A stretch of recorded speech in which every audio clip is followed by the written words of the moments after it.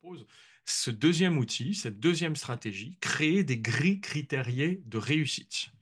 Alors, d'où ça vient cette idée? Ça vient de ce document, la conférence de consensus du CNESCO. Le CNESCO est une institution qui organise tous les ans une conférence de consensus sur un des grands sujets du moment. Donc, ça peut être la différenciation, Alors, ça peut être ouais, l'évaluation.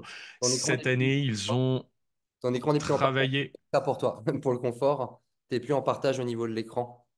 Ah, Il pardon. n'y a pas de souci. Parce que j'ai vu qu'il y avait une transition, ça s'est arrêté au moment du transition. Excuse-moi de te couper, hein. C'était juste pour Hop. toi. Non, Super. non, bah, non, non, au contraire, merci beaucoup. Hop, je repartage. Voilà, c'est C'est tout bon. bon pour Merci. vous? OK. Donc, le deuxième document, conférence de consensus. Donc je vous disais, voilà, ils organisent des conférences régulièrement et à chaque fois ils mettent à disposition les conférences en ligne, ils font un rapport de synthèse, etc. Et donc à l'intérieur de cette conférence de consensus, là, ils ont beaucoup insisté sur les grilles critériées de réussite, en disant que finalement, quand on crée une évaluation, on devrait, nous, enseignants, toujours se poser dès la conception d'une séquence les compétences visées. Alors moi, c'est en tout cas ce qu'on m'a appris dès l'INSPE, hein. C'est-à-dire qu'on m'a dit, finalement, un cours, ça commence par créer l'évaluation. Et ensuite, on crée le cours de façon à pouvoir donner toutes les étapes, toutes les encres respectives qui vont permettre d'amener vers cette évaluation finale, cette évaluation sommative. Mais faire cet exercice aussi, c'est s'assurer qu'on a explicité les critères de réussite d'un exercice de manière compréhensible à tous les élèves. Ce qui n'est pas toujours évident, hein. Moi, je vous assure que j'ai parfois des discussions avec des élèves qui me disent, ben, j'ai eu 14 sur une dissertation d'histoire, j'ai eu 12 sur une dissertation de philosophie. J'ai deux, trois trucs dans la marge, mais concrètement, qu'est-ce que je fais la fois d'après pour avoir plus? C'est pas toujours évident. Alors moi, je jette pas la pierre aux collègues, mais on n'a pas toujours le temps, pas toujours la place, pas toujours la stratégie. Finalement, faire des grilles critériées de réussite, c'est dire aux élèves, voilà quels sont les différents niveaux de maîtrise d'une compétence que je vais évaluer. Et donc, ça va nous permettre ensuite de mieux cibler nos feedbacks et de mieux évaluer au quotidien. Alors, rien de mieux en fait qu'un exemple ici pour vous montrer qu'il n'y a rien d'extraordinaire hein, dans ces grilles critériées de réussite.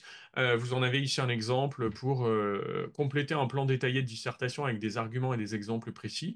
Là, moi, je prends trois critères d'évaluation, connaissance, argument, exemple, et je définis trois niveaux d'acquisition. Non acquis, donc pour les connaissances, le sujet n'est pas compris ou les concepts et connaissances mobilisés sont incorrects et insuffisants. En cours d'acquisition, le sujet est partiellement compris, les concepts et connaissances sont corrects mais incomplets. Et puis ensuite acquis, sujet compris, concepts et connaissances sont corrects et complets. Voilà. Et donc, là, l'idée, c'est d'essayer d'être le plus objectif possible quand je vais corriger les copies de mes élèves. Je vais les situer dans ces trois critères. Et ensuite, mes feedbacks vont découler de ça et ma notation va découler de ça. Ce qui est intéressant, c'est que justement, là, vous gagnez énormément de temps sur le feedback. C'est-à-dire que quand je mets un élève dans un niveau 2, j'ai pas besoin de lui mettre dans la marge, voilà ce que tu aurais dû faire, voilà ce que tu pourrais améliorer. En fait, concrètement, dans cette grille critériée, il a en face le niveau acquis, qu'il n'a pas atteint pour le moment, mais il a du coup déjà l'identification qui lui permet de se dire ce qu'il doit améliorer, ce qu'il doit faire progresser pour aller plus loin. Et donc, vous voyez, là, on est encore en train de parler de pédagogie, mais mon objectif derrière, c'est de vous montrer comment l'IA peut vous aider à créer ce genre de document. Parce que créer ce genre de document demande beaucoup de temps, beaucoup, beaucoup, beaucoup de temps. Eh bien, vous pouvez utiliser ce prompt qui va vous permettre de faire des grilles critériées de réussite. Donc là, le prompt, vous avez juste à compléter, comme je l'ai fait tout à l'heure, votre discipline, votre niveau d'enseignement, le nom de l'exercice que vous êtes en train de faire, les différents critères que vous voulez évaluer, puis ensuite vous lui dites, bah, fais-moi trois niveaux d'analyse. Alors je précise ici que ce prompt, moi, mon objectif justement est de vous donner quelque chose d'un peu clé en main, mais quelque chose qui a été réfléchi. Euh, et là, moi, j'insiste pour vous dire que vous devez garder la main sur les critères. Ce n'est pas à l'intelligence artificielle de choisir quels sont les critères qu'on va évaluer. Donc, il est hors de question de lui dire, fais-moi une grille critériée de réussite pour corriger une dissertation. parce que c'est vous qui savez où vous en êtes sur votre niveau d'avancement méthodologique. Donc, vous gardez le contrôle pédagogique, vous gardez votre expertise pédagogique, mais vous utilisez un outil pour vous faire une première trame de grille critériée de réussite sur laquelle vous allez exercer votre expertise professionnelle, vous allez affiner tout ceci, vous allez corriger tout ceci à partir de vos pratiques personnelles. Alors, comme tout à l'heure, deux petits conseils quand vous décidez de vous saisir de ces outils. Le premier conseil, bah, ne partez pas de zéro. C'est-à-dire fournissez.